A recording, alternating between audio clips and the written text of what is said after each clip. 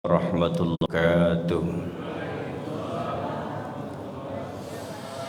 Alhamdulillah wa syukrulillah wa salawatu ala rasulillah. Ashhadu an la ilaha illallah wa ashhadu anna muhammadar rasulullah.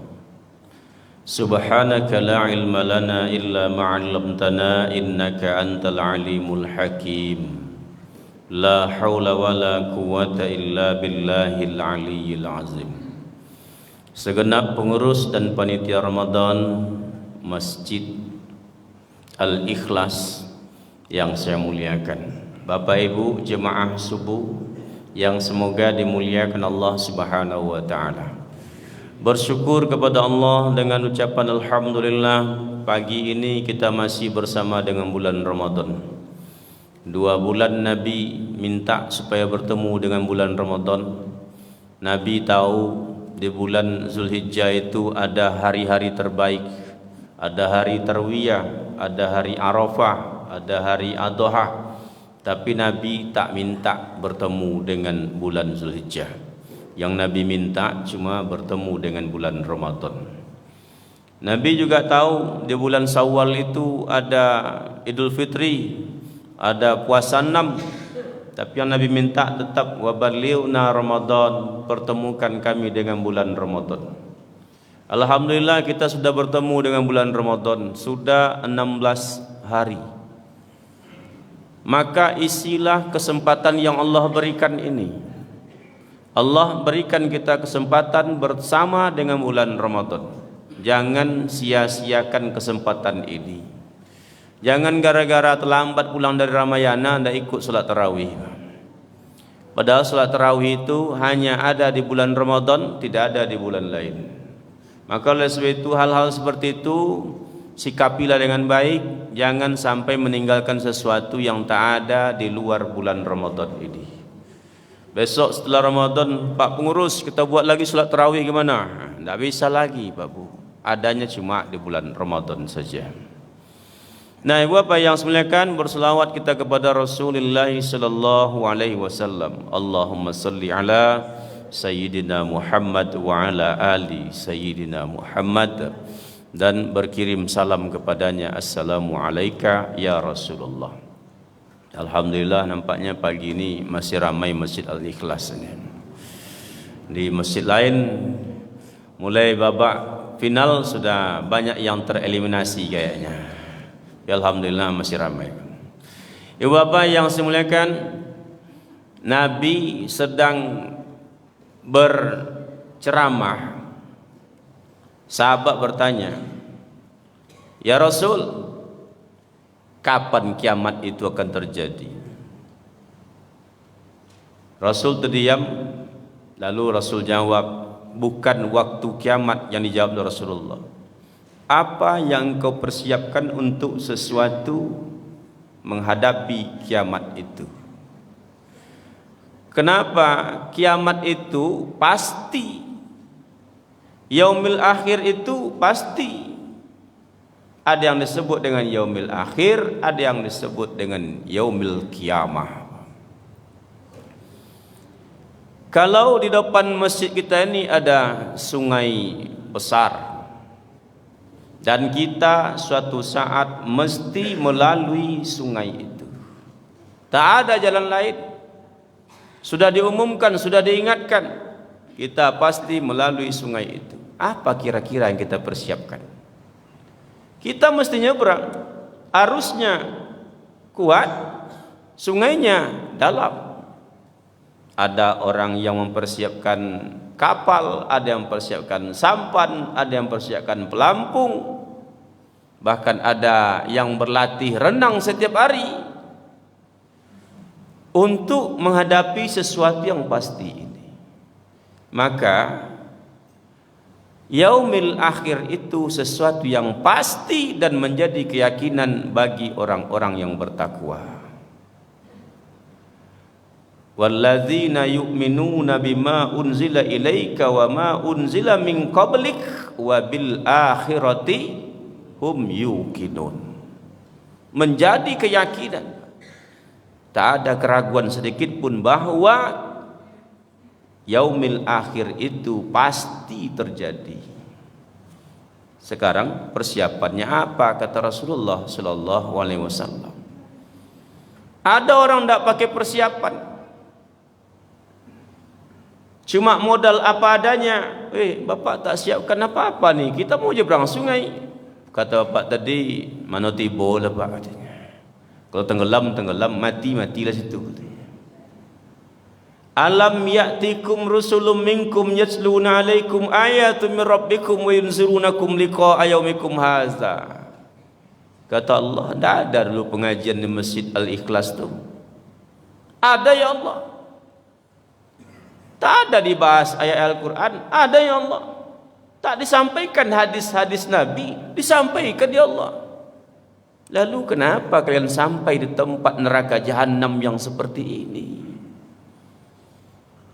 Begitu umat Islam banyak di depan pintu neraka jahanam itu. Kata Allah, tunggu dulu sebentar. Tunggu dulu, saya ingin tahu dulu. Kenapa mereka ini sampai di tempat yang seperti ini? Apa ajab mereka? Qalu bala walakin haqqat kalimatul azab alal kafirin. Ya Allah, kami kira dulu tergantung nasib saja ya Allah. Kalau sampai, kalau tidak sampai, tidaklah. Kalau masuk neraka, masuklah. Kalau masuk surga, surgalah. Allah tak terima jawaban yang seperti ini, Pak Bu. Maka kalau sampai umur kita 40 namanya Syekh 40 tu sudah disebut tua umur kita kalau sudah sampai 40. Ibu-ibu di belakang ada yang sampai 40 umurnya? Belum nampaknya. Dari depan macam 27 semua nampaknya. Dari depan 40 Syekh sudah disebut tua.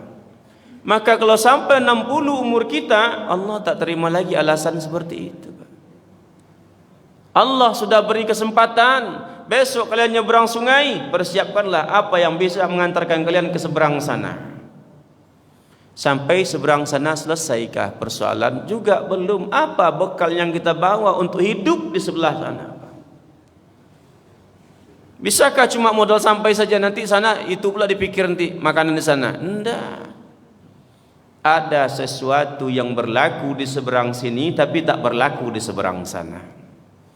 Ada yang berlaku di sini di Indonesia tapi tak berlaku nanti di Malaysia. Tak berlaku di Arab Saudi, tak berlaku di Jerman, di negara luar. Hanya berlaku tempat kita saja. Kita belanja di sini pakai rupiah, belanja di Amerika pakai rupiah, tidak laku rupanya. Aturan situ yang kita ikuti. Maka sesuatu yang kita bangga-banggakan di dunia ini sampai di alam barzah nanti tak berlaku lagi, Pak. Jabatan perlu, pangkat perlu, kekayaan perlu, tapi itu hanya berlaku di dunia saja. Sampai alam kubur tidak ditanya lagi. Samsul Rijal, apa gelarmu? Tidak ditanya lagi. Apa jabatanmu? Tidak ditanya lagi. Karena jabatan, pangkat, harta, kemuliaan di dunia hanya berlaku di dunia saja. Nah, Bapak Ibu yang saya muliakan, kata Allah dalam keadaan marah, qila dukhulu abwaaba jahannam khalidina fiha abada. Orang yang ngomong pasrah-pasrah tadi itu tidak serius dalam beragama.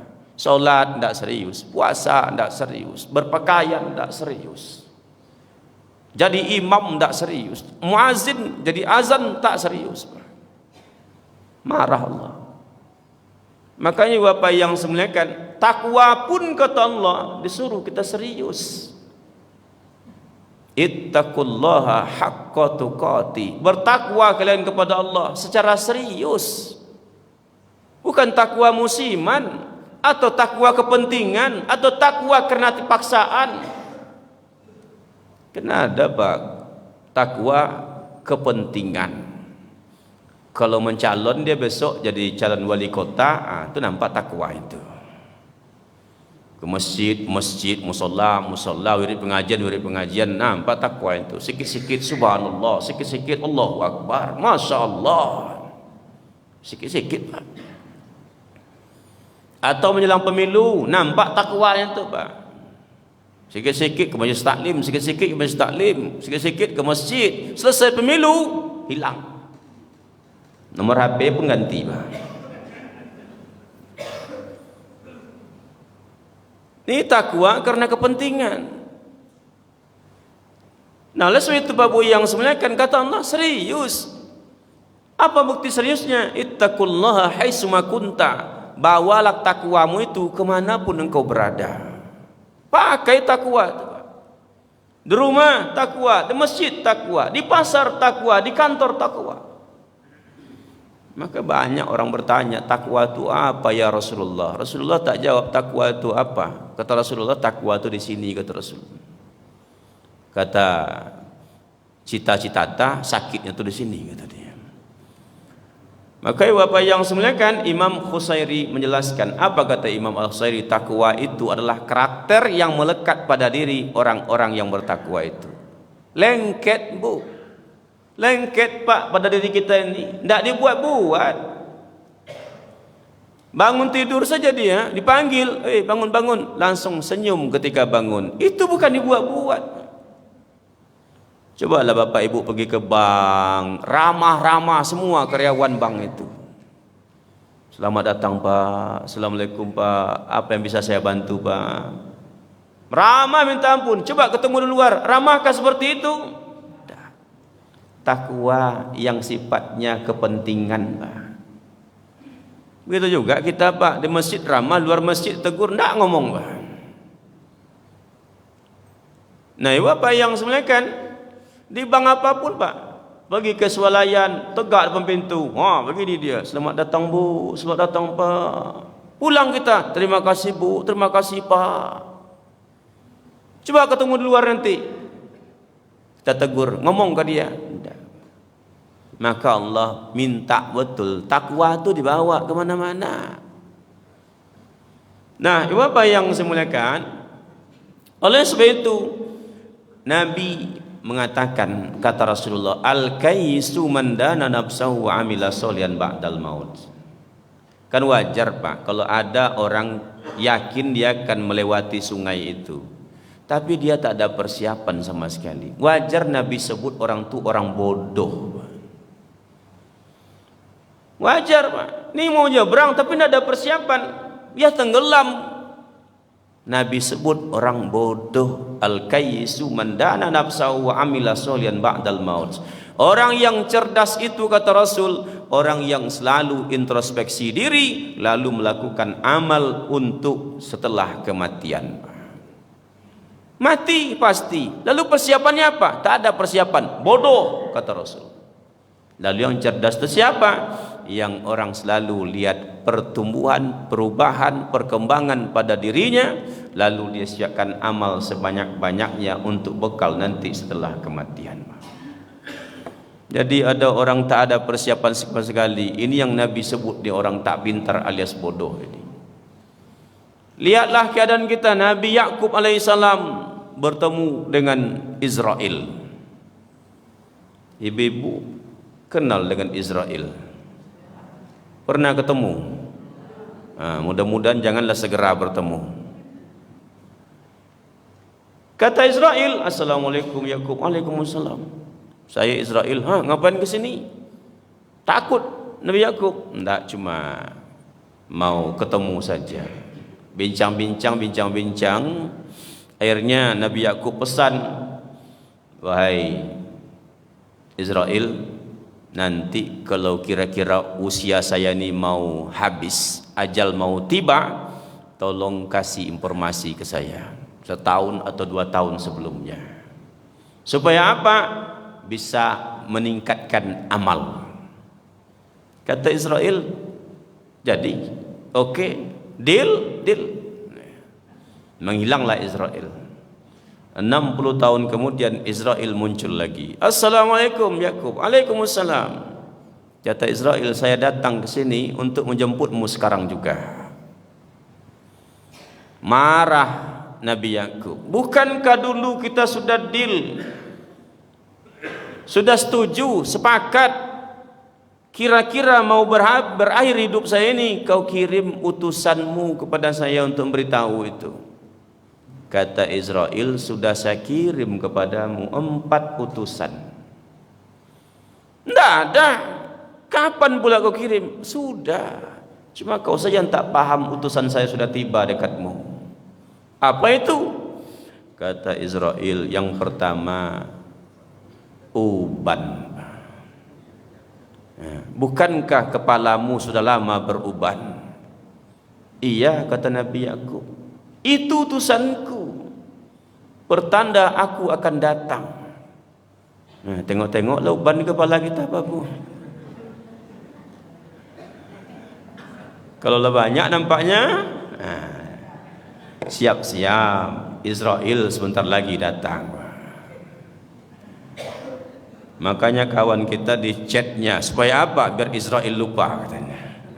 Nggak. Yang kedua, kata Israel, telah kukirim kepadamu, yaitu si buta. Kata Nabi Yakub, saya tidak buta. Bukan itu maksudnya. Penglihatanmu sudah banyak berkurang. Iya, dah salah lihat. Istri orang macam istri awak nampaknya, Pak. Nah, itu tak lama lagi itu, Pak. Yang ketiga, bukankah pendengaranmu sudah jauh berkurang? Iya, kata Nabi Yakub. Lah banyak salah dengar, Pak. Istri minta cerai, dikatanya minta cerai, Pak. Ini salah dengar ini, Pak. Tak lama lagi itu. Yang keempat, kata Israel, bukankah tubuhmu sudah banyak penyakitnya? Dibantah Nabi Yakub, saya tidak sakit dan tak pernah sakit. Bukan itu maksudnya, wahai Yakub, bukankah tubuhmu sudah melemah dari dulu? Tenaga sudah jauh berkurang. Diakui oleh Nabi Yakub, oh iya, itu tanda-tanda utusanku. Kalau ada salah satu di antara yang empat ini, Pak, berarti tinggal 3 lagi, Pak. Kalau sudah dapat keempat-empatnya, berarti tidak lama lagi itu. Wa amila sholihan ba'dal maut, persiapkan amal-amal untuk bekal setelah kematian. Ibu bapak yang semuliakan, apa amalnya Pak Ustaz? Amal apa yang mau dipersiapkan? Karena ada sesuatu di dunia ini sangat berharga, sampai di alam barzah tak berguna sama sekali. Maka Al-Quran mengungkap ada 5 penyesalan mayat ataupun orang dalam kubur itu. Kenapa menyesal? Tidak ada persiapan ketika di dunia dulu. Yang pertama, lau kunna na'kilu au nasmi'u ma kunna bi ashabis sa'ir. Ya Allah, kenapa saya tidak mau belajar dulu waktu di dunia dulu, ya Allah. Ada majelis taklim dekat Masjid Al-Ikhlas, tapi saya tak mau duduk di situ. Ada pengajian setelah selesai sholat subuh, tapi saya tak mau duduk di situ. Ada ceramah di malamnya, tapi saya pulang. Sampai di alam barzah, Bapak yang semuliakan, ketika ditanya A, jawabnya B, tanya B, jawabnya C, tanya C, jawabnya F. Ya Allah, kalau dulu mau saya belajar dulu, ya Allah, tidak mungkinlah seperti ini. Tapi tidak mau, Pak. Begitu orang meninggal dunia, waktu itu dia belum sadar dia meninggal dunia. Innal mayyita ya'rifu may yu'siluhu wa may yahmiluhu wa may yudullu fi qabrihi. Sesungguhnya mayat itu, kata Allah, kata Rasulullah, dia tahu siapa yang memandikannya. Dia tahu siapa yang mengapaninya. Dia tahu siapa yang meletakkannya di kuburan. Dia tahu juga segala-gala hal yang dilakukan oleh orang di sekelilingnya. Begitu dia meninggal dunia, ada orang baca Yasin sekelilingnya. Yasin wal Qur'anil Hakim. Dijawab, ini kenapa nih baca-baca Yasin? Hei, hentikan, ngapain kalian baca Yasin? Saya kan belum meninggal. Apa kata dia? Oh, ternyata saya cuma bermimpi. Dimandikan orang, Pak. Jangan mandikan. Kenapa saya dimandikan ini? Oh, ternyata saya cuma bermimpi, bukan kenyataan ini. Sampailah pada ujungnya, Pak Bu, diletakkan di kuburan, ditinggalkan, ditimbun. Oi, jangan timbun, jangan timbun. Kenapa ditimbun? Oh, ternyata tidak ada orang yang mendengarkan ucapannya itu, Pak. Fa iza sawaituhu wa nafatu fihi min ruhi. Kembali Allah masukkan ruh itu dalam tubuhnya, bangunlah dia. Situ baru sadar. Kenapa tempat saya sempit seperti ini? Kenapa bau tanah? Kenapa gelap? Mana baju dinas yang saya pakai setiap hari itu? Mulailah dia memanggil orang yang paling dekat dengan dia. Suami meninggal, nama istri disebut-sebut. Rin, Rin, ayang beb. Wah, tak ada jawaban. Tak ada jawaban. Dipanggil pula anak yang tersayang, tak ada jawaban. Yang ketiga dia panggil teman sepermainan ketika di dunia ini yang biasa main-main bersama, dipanggil, tak ada jawaban. Yang keempat, suara lirih itu memanggil nama Allah. Ya Allah, kenapa saya berada tempat seperti ini ya Allah? Datang pertanyaan, datang pertanyaan, datang pertanyaan, baru teringat. Lau kunna na'kilu au nasmi'u ma kunna fi ashabis sa'ir. Ya Allah, kenapa dulu saya tak mau belajar waktu di dunia ya Allah? Kenapa saya tak mau ikut taklim? Jadi seorang Pak Haji nanya ke saya, seorang pengurus masjid, Pak Ustaz, saya dengar kajian dari ada Ustaz tu menyampaikan ceramah, kata dia. Duduk di majlis taklim itu sama dengan salat sunat 1000 rakaat. Ada dalil itu Pak Ustaz. Maka saya sebut dalam kitab Murakil Ubudiyah diceritakan di situ, siapa yang duduk di majlis taklim maka lebih baik daripada solat sunat 1000 rakaat. Begitu pentingnya taklim. Kenapa ibu bapa yang sebenarnya nanti di alam barzah menjadi sebuah penyesalan. Sebuah penyesalan. Dan penyesalan itu sesuatu yang tak mungkin lagi untuk diraih. Bukankah Pak Bu yang semuliakan, kita ngomong kepada anak kita, kalau sudah kesal, apa yang kita ucapkan? Nyesal kau nanti. Nah, ayah tahu ayah calonmu itu, perempuan yang kau anggap baik itu, ayah tahu siapa ayahnya. Ayah tahu siapa ibunya. Ayah ni ustaz, ulama, mungkinkah ayah besok duduk bersanding dengan ayahnya itu? Coba kau pikir baik-baik. Apa tak ada lagi perempuan lain sehingga kau cuma milih dia saja? Ayah punya anak kawan, dokter, dia baik anaknya, alim, dia pandai baca Quran. Kau ayah jodohkan dengan dia. Oh enggak ayah, zaman sekarang bukan lagi zaman Siti Nurbaya. Kami bisa membina rumah tangga ya. Ini jawaban anak. Dengar cakap ayah baik-baik nyesal kau besok Nah, ibu bapa yang sebenarnya kan anak tetap bersekukuh dengan pilihannya. Akhirnya apa? Apa yang diungkapkan oleh sang ayah ternyata terbukti. Kenapa? Ayah itu memang miskin ilmu daripada anak terkadang, tapi matang dalam pengalaman. Maka itulah kalimat nyesal kau besok Guru ngomong kepada muridnya, tinggal berapa bulan lagi kalian tamat di sini. Baik-baik belajar. Seriuslah belajar itu. Jangan sibuk cabut-cabut saja. Sebentar ke kantin, sebentar cabut. Serius belajar Tak mau juga anak nyesal kalian besok.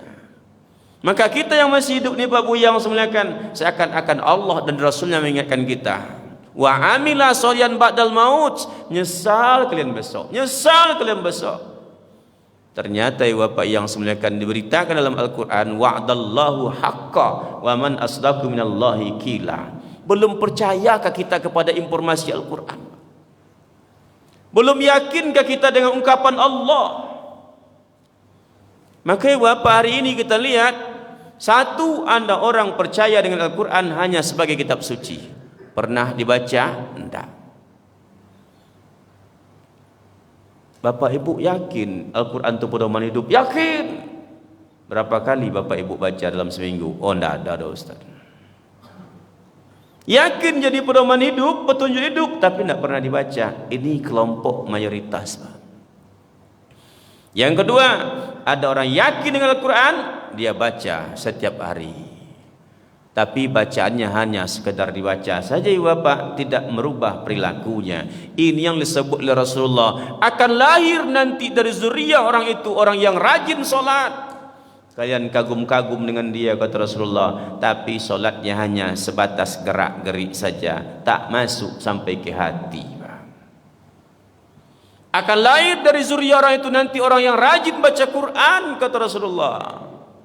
Tapi baca Qurannya tak melewati tenggorokannya, tak masuk ke hati. Apa kurang hebatnya Abdurrahman bin Muljam At-Tamimi? Dia hafal Al-Quran, dia hafal ratusan ribu hadis, malam tahajud, pagi duha, Senin Kamis puasa. Ketika Ali menjadi imam di subuh itu, rukuklah Ali, Allahu Akbar, maju dia Abdurrahman bin Muljam At-Tamimi, dikeluarkannya pedangnya, dia bacok Ali dari belakang, darah bercucuran, Ali menggelepar. Kenapa dia lakukan? Dia hafal Al-Quran. Maka kata Rasulullah, tak melewati tenggorokannya. Ada yang ketiga, orang yang yakin Al-Quran pedoman hidup, kitab suci, dia baca Al-Quran, dia amalkan sebahagian. Perintah solat dia kerjakan, perintah puasa dia kerjakan, perintah infak sedekah dia kerjakan. Kenapa? Ini perintah Al-Quran. Tapi perintah untuk memilih pemimpin tidak dilakukan lagi, Pak. Itulah Bapak yang sebenarnya kan di kampung saya, heran saya itu, kok begini nih orang-orang yang naik ini? Apa kurang religius? Pesantren di situ, Pak. MTS di situ, Pak. Majelis taklim hidup, masjid ramai, tapi pas pemilu yang dipilih sesuai dengan pesanan, Pak. Tidak berlaku, tak membekas ceramah ustaz terus itu. Nah, ibu bapak yang saya muliakan, yang minta oleh Allah ialah udkhulu bis-silmi kafah. Masuk ke Islam itu secara utuh. Saya yakin Pak, bapak-bapak yang hadir ini banyak yang sudah banyak ilmu agamanya. Tapi kenapa bapak-bapak duduk sini? Itu perintah dari Allah Subhanahu wa taala, perintah Rasulullah. Apa itu? Taklim. Bukan karena ustadznya itu hebat, enggak. Berhentilah kita berpikir kita duduk taklim itu karena ustadznya hebat. Tidak, Pak. Wantizaris salati ba'da salat, kata Rasulullah. Duduk setelah solat, menunggu datang waktu solat berikutnya. 7 kebaikan didapatkan dan tak didapatkan di luar sana, Pak. Itu hanya ada di taklim di masjid itu. Nah, ibu bapak yang saya muliakan, maka satu yang menjadi penyesalan dalam kubur ialah kenapa dulu saya tidak mau belajar, kenapa dulu saya tidak mau ikut taklim, padahal ada dekat rumah. Maka apa kata dia ibu bapak yang saya muliakan, kalaulah dulu saya pergunakan akal, saya pergunakan telinga ini, tak mungkin aku berada di tempat yang seperti ini. Tempat yang seperti apa? Tempat yang sangat menyengsarakan. Bapak ibu mau pulang kampung atau mau jalan-jalan, Pak, kemana jalan-jalannya? Tak ke Pantai Cerocok itu. Sopir tak tahu pula jalan pintasnya, dibuka Google Map. Oh, belok kiri 2 km, belok kanan 300 meter, belok kiri, lurus panjang 4 km, lurus. Masuk ke sini, belok pula, ikuti jalan ini. Akhirnya Google Map pun habis baterainya, Pak. Bingung, Pak. Kenapa bingung? Petunjuk mati. Itu baru di dunia, Pak Bu yang semuliakan. Bagaimana besok di alam barzah, di alam kubur, di yaumil akhir, kita tak dapat petunjuk lagi. Hidup tanpa petunjuk di dunia, masih bisa kita bertanya sama orang, Pak. Betul ini jalan pesantren? Betul. Ibu tahu rumah Ustaz Samsudin? Oh, di situ, di situ, di situ, di situ. Masih bisa bertanya. Sudah bingung kita, apalagi besok di yaumil akhir, tak ada tempat bertanya. Nah, ibu bapak yang saya muliakan, lalu demikian gimana? Jangan pernah tinggalkan taklim, jangan pernah malas untuk mendapatkan ilmu agama itu. Yang kedua, apa yang disesali mayat dalam kubur? Rabbirji'uni la'alli a'malu sholihan ma taraktu. Ada kesempatan untuk melakukan amal soleh, tapi dia tak ambil kesempatan itu, Pak. Ada Al-Quran di meja, ada HP di meja. Yang dibuka lama-lama berjam-jam itu HP, Pak. Berjam-jam. Baca Quran 15 menit saja kok berat sekali. Di Malaysia ditimbang, Al-Quran pegang sebelah kanan, handphone dipegang sebelah kiri. Ternyata Pak, lebih lama kekuatan megang Al-Quran ini daripada handphone. Padahal handphone itu jauh lebih ringan daripada Al-Quran. Dipindah, buat kiri Al-Quran, kanan handphone. Ternyata juga sama hasilnya, jauh lebih lama megang Al-Quran daripada handphone. Begitu juga Pak, radiasi dari handphone itu berbahaya terhadap kekuatan tubuh kita. Tapi orang berjam-jam, tak apa yang dibaca. Ada kesempatan untuk beramal soleh, tapi tak dilakukan. Ya Allah, tolong kembalikan saya ke dunia ya Allah, agar bisa saya lakukan amal soleh itu ya Allah. Bayi yang sudah terlahir dari rahim sang ibunya, tidak mungkin masuk lagi ke rahim itu. Karena begitu perjalanan hidup, orang yang sudah masuk ke dalam kubur, tidak mungkin lagi balik ke dunia ini. Karena perjalanan putaran waktunya seperti itu. Bayi, anak-anak, remaja, dewasa, lansia, meninggal dunia, alam kubur, alam barzah, yaumil ba'as, yaumil mahsar, yaumil mizan, akhirat, kiamat. Habis, berhenti waktu, tak ada lagi perputaran waktu. Yang tua dimudahkan, yang anak-anak didewasakan. Habis seperti itu semua, tidak ada lagi waktu. Nenek-nenek bertanya kepada Rasulullah, kalau begitu ya Rasul, nenek-nenek kayak saya nih masuk surga enggak ya Rasulullah? Hebatnya bahasa Rasulullah, nenek-nenek tidak ada di surga. Menangislah nenek tadi. Tapi di masjid ini belum ada yang nenek-nenek kayaknya ya. Oh banyak aku. Nah, apa kata Rasulullah? Nenek-nenek tidak ada di surga. Menangis nenek tadi, Bang. Kata Rasulullah, nenek, saya bilang bukan nenek tak masuk surga, cuma nenek-nenek tak ada di surga. Maksudnya apa ya Rasulullah? Yang nenek-nenek besok kembali seperti usia 17 tahun. Yang anak-anak didewasakan seperti 17 tahun. Cantik-cantik semua, ganteng-ganteng semua. Jadi saya gimana? Nenek besok masuk surga muda seperti 17 tahun. Salto nenek tadi pulangnya, Pak. Begitu senangnya nenek tadi. Itu tidak ada lagi perubahan waktu. Tapi orang sudah masuk dalam kubur, ingin kembali. Ngapain kau pulang? Beramal soleh. Ibu-ibu waktu banyak di rumah, masuk waktu duha dilewatkan saja, besok nyesal. Kenapa saya tak salat duha? Ada kesempatan untuk berumroh, ada duit, dibelikan ke motor NMAX. Tidak jadi umroh. Besok di alam barzah nyesal. Kesempatan ada tak diambil, timbul penyesalan, Pak. Taklim ada di masjid, bisa duduk sebentar di masjid, tapi pulang, ngapain pulang? Tak ada yang melakukan kecuali cuma tidur. Besok nyesal, Pak. Maka Bapak yang saya muliakan, hindari penyesalan, raih kesempatan untuk melakukan amal soleh sebanyak-banyaknya. Yang ketiga, apa yang disesali oleh mayat dalam kubur? Fayaqulu laula akhartani ila ajalin qarib fa asaddaqah. Ya Allah, boleh enggak sebentar saya ditunda nih ya Allah? Ngapain kata Allah? Saya ingin bersedekah, Pak. Ini lebih berat lagi, Pak. Kenapa berat? Sedekah ini terkadang ada kesempatan, ada peluang, tapi kita tak lakukan.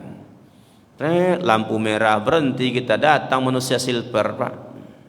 Wow, manusia silver, kasih kantong ke kita. Ada uang di mobil kita 2.000, tapi tidak kita kasih. Alah, ini orang pemalas nih kata kita, Pak.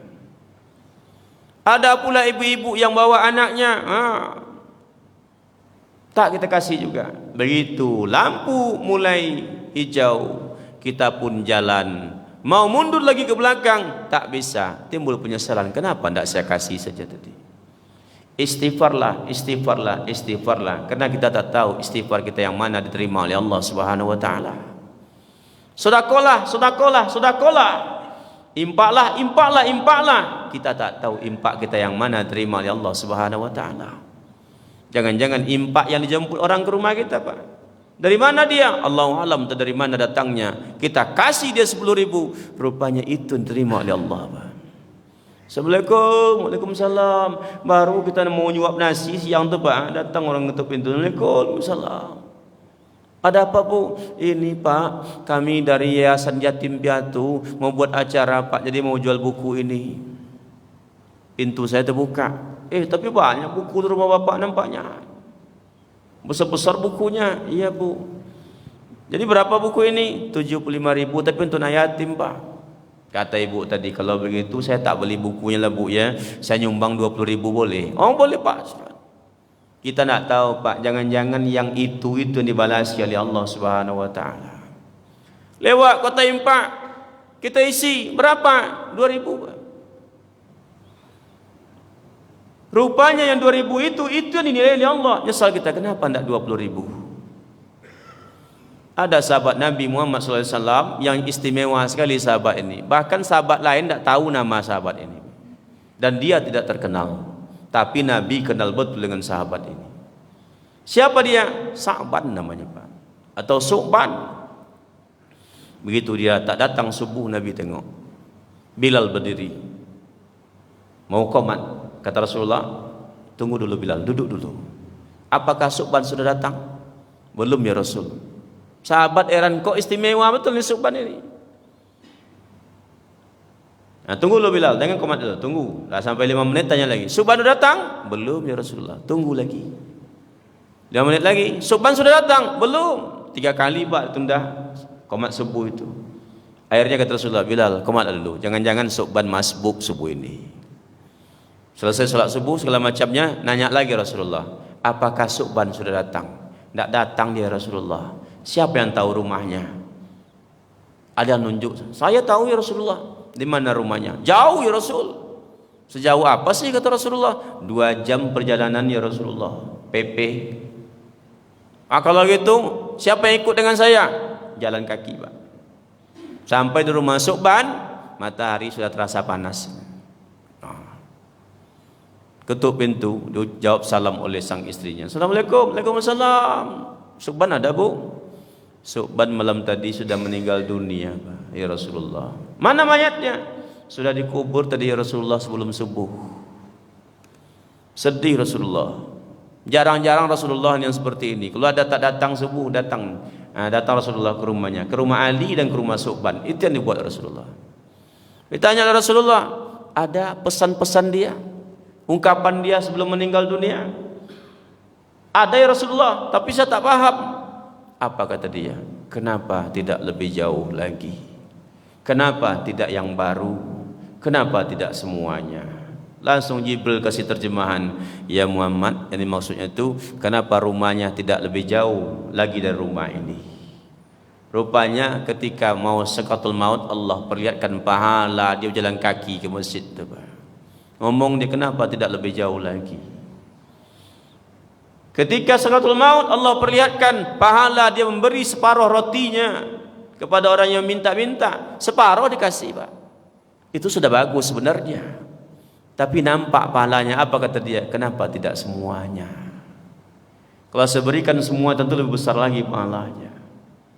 Yang ketiga, kenapa tidak yang baru? Rupanya pakai baju 2 lapis musim dingin. Ada orang yang keringinan tidak punya baju, diminta baju 1, dikasihnya baju yang lama, yang baru dia pakai. Nampak pahalanya. Apa kata Su'ban? Kenapa tidak yang baru saya kasihkan? Maka Bapak yang saya muliakan, Allah berpesan dalam hadis qudsi, ampik wa umpik alaika. Berimpaklah kamu kata Allah, aku nanti yang akan berimpak kepadamu. Wa'dallahu haqqa, janji Allah itu pasti, jangan ragu sedikit pun. Jangan ragu sedikit pun. Allah kata dia yang berimpak kepada kita. Kalau kita impak 100.000, tak mungkin Allah balas 100.000. Kenapa? Innallaha ghaniyun hamid. Allah itu maha kaya lagi maha terpuji. Kata Pak Haji Zulkarnain, Ustaz, pinjam duit 50 dulu Ustaz, ada perlu ni, lupa pula bawa dompet tadi. Ni Pak Haji, besok ketemu lagi di majlis taklim seperti ini. Pak Ustaz, ni duit kemarin berlebih ni Pak Haji. Dah sudahlah. Tak mungkin dia kasih 50 lagi Pak. Itu baru kita manusia.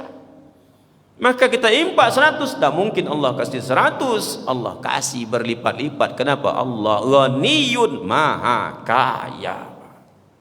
Ibu bapak yang saya muliakan, yang keempat, apa yang menjadi penyesalan mayat dalam kubur? Ya Allah, kenapa dulu saya memutus hubungan silaturahmi? Kenapa saya tidak mengalah saja dengan harta yang sedikit itu? Kadang kan sedikit Pak, karena egonya kita. Ada harta kita dipakai oleh adik kita, oleh kakak kita. Apa itu? Motor lama kita dipakai umpamanya Pak. Kita juga tak pakai di rumah itu.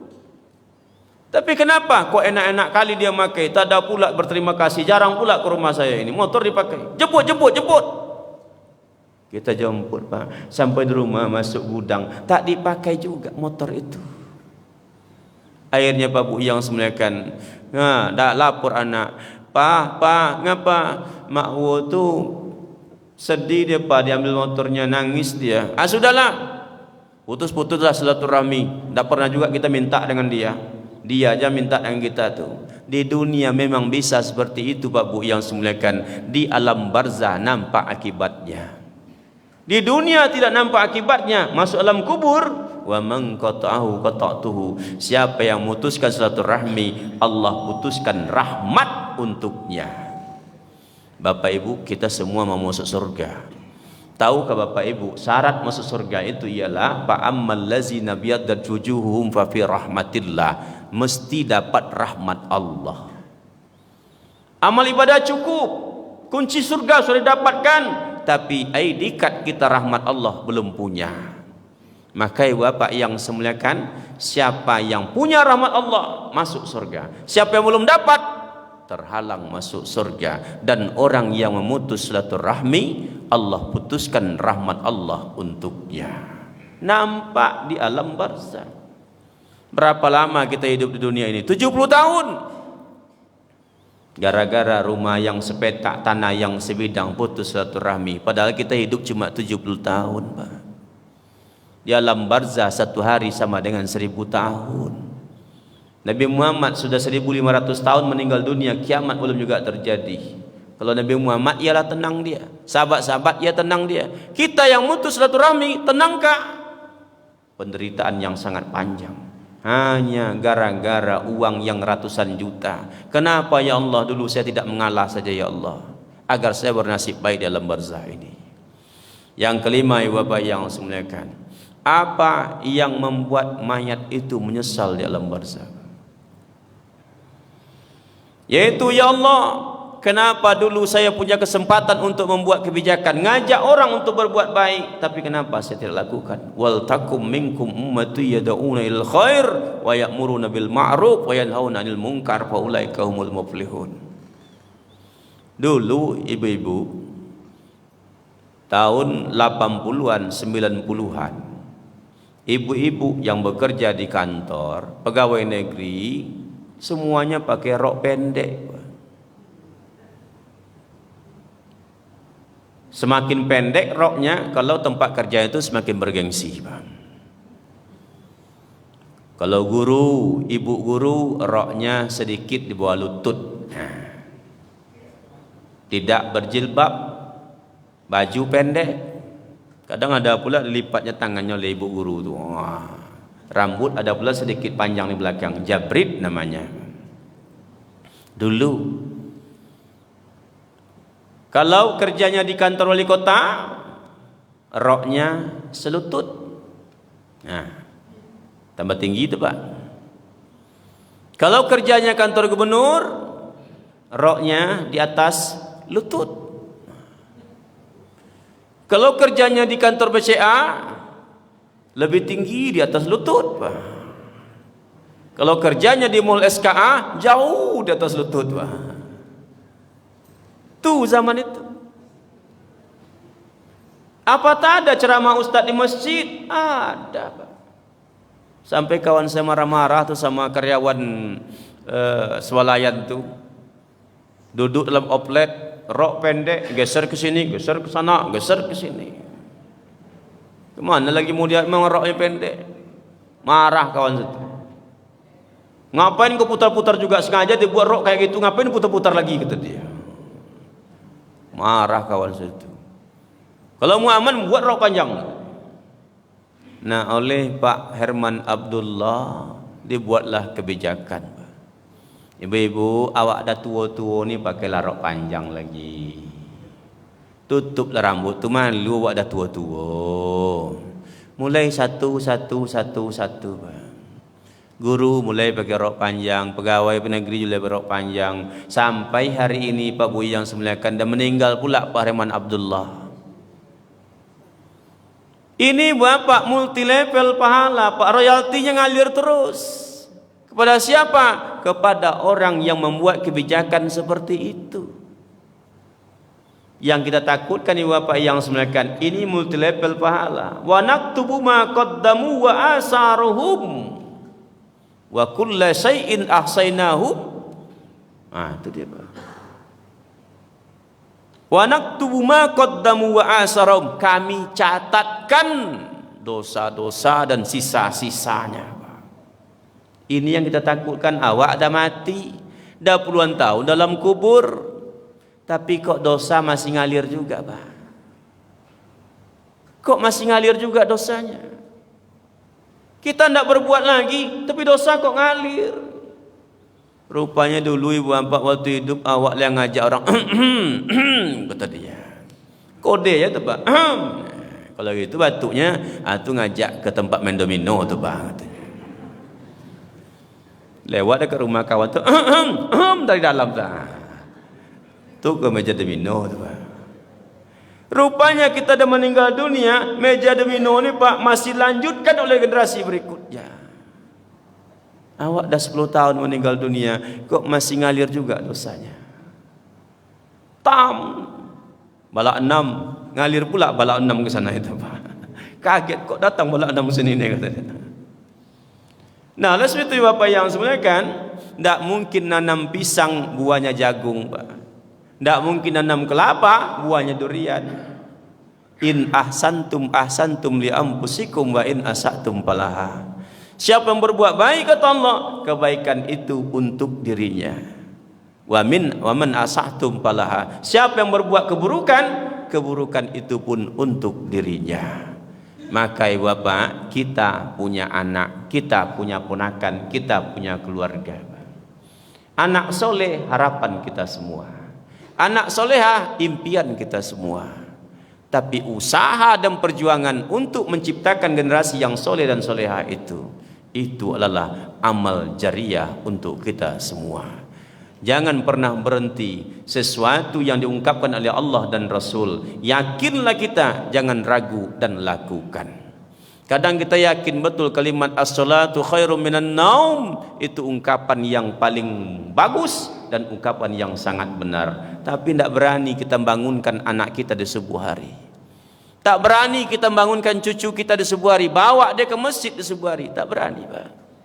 Padahal Nabi sudah mengatakan as-salatu khairum minan naum. Solat itu jauh lebih baik daripada tidur. Nah, oleh sebab itu Bapak yang saya muliakan, sebelum kita sampai kepada ajalnya, Allah berikan kita kesempatan panjang umur, sehat badan, rezeki ada, rumah tangga bahagia.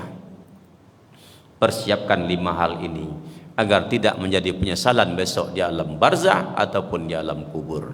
Apa itu, Pak Ustaz?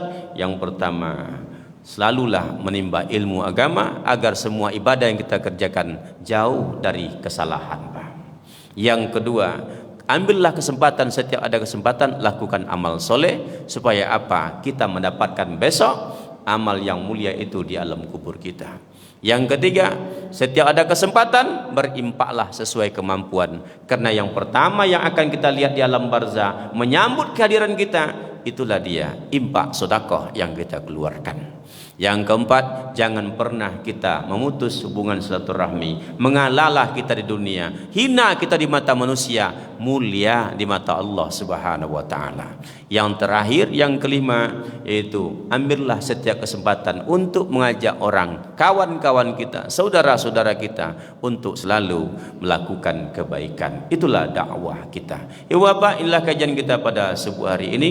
Semoga ada manfaatnya untuk kita semua. Lebih dan kurang mohon beri maaf. Subhanaka Allahumma wa bihamdika asyhadu an la ilaha illa anta astaghfiruka wa atubu ilaik. Walhamdulillahi rabbil alamin. Wassalamualaikum warahmatullahi wabarakatuh.